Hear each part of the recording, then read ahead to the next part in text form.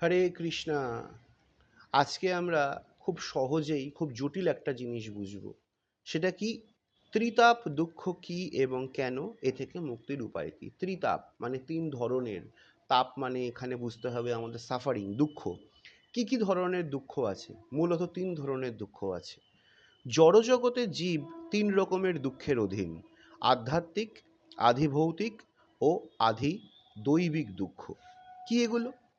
শ্রী চৈতন্য চরিতামৃতে বলা হয়েছে, কৃষ্ণ ভুলি যেই জীব অনাদি বহির্মুখ, অতএব মায়া তারে দেয় সংসার দুঃখ।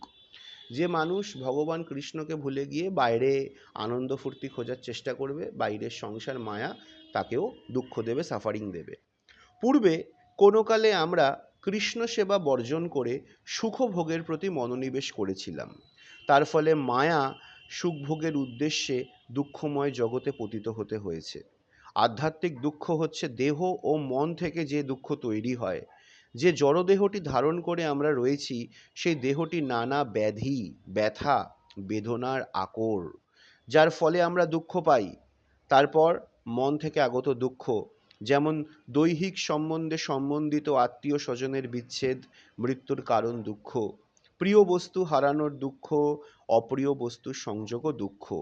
আদিভৌতিক দুঃখ হচ্ছে অন্য জীবের দ্বারা প্রাপ্ত দুঃখ, যেমন বিষাক্ত পোকামাকড় জীবজন্তুর দংশন, চোর ডাকাতের উৎপাত, প্রতারকের ক্রিয়াকলাপ ইত্যাদি আমাদের দুঃখ প্রদান করে।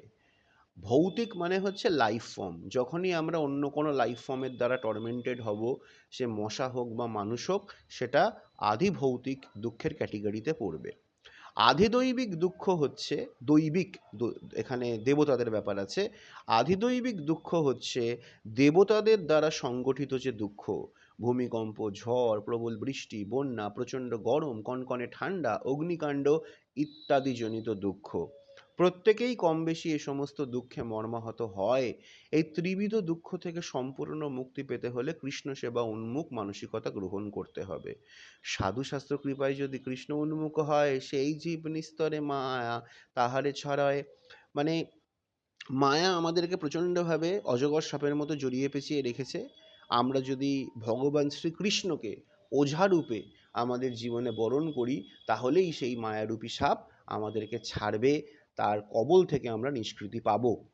দুঃখময় সংসারের পরপারে যাওয়ার জন্য শাস্ত্রের নির্দেশ রয়েছে, সাধু সঙ্গে হরিনাম এইমাত্র চাই, সংসার জিনিতে আর কোনো বস্তু নাই। মানে সাধুসঙ্গ আর হরিনাম করলেই সংসারে জিনিতে সব কিছু আমরা জিততে পারবো, বা সংসারের কোনো কিছু আমাদের হারাতে পারবে না। আশা করি ভালো লাগলো সকলের ভিডিওটা। এরকম আরও অনেক ভিডিও নিয়ে আসতেই থাকবো।